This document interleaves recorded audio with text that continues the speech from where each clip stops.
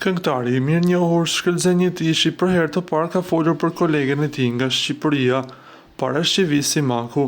Në një emision, Zeni ka deklaruar se me të kishte kënduar në një festë të vitit të ri në Prishtinë dhe se pati kontakt vetëm edhe një vit pas asaj ndeje që performuan bashkë dhe më nuk kishte pasur kontakt me të.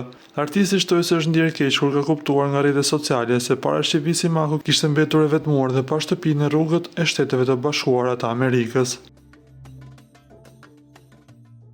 Kjo video është diku në vitin 1996 në Prishtinë. Është mbrëmja e vitit të ri bashkë me Parashqivin, kur e shoh tani këtë video duke pas parasysh historinë e saj dhe përjetimet se çfarë ndodhi jam ndjer shumë keq. Të gjithë e kemi dashur, të gjithë shqiptarët e kemi pas yll Parashqivin. Kur e kemi parë atë në ato pozicion ka qenë ndjenjë keqe, më vjen shumë keq. Shpresoj të rehabilitohet jeta e saj personale dhe rehabilitimi i saj në shoqëri. Nuk kam pas kontakt me të dhe një herë pas vitit të ri, deklaroi Zeni, ku dukej mjaft i mërzitur për gjendjen që e kishte parë Parashqivin kohëve të fundit. Na duhet të rikujtojmë se Parashqivi Simaku tani më është rehabilituar mjaftueshëm dhe me sa duket do të ketë akoma më shumë projekte nga ana e saj.